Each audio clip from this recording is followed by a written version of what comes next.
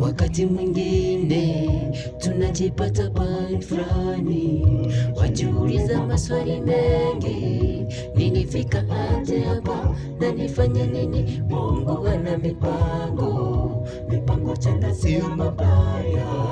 Nyingine hiki nilichotenda kinanifanya ninyume kwa jinsi hii. Wakati mwingine tunajipata pahali fulani, wajiuliza maswali mengi, nilifika aje hapa na nifanye nini? Mungu ana mipango tena sio mabaya.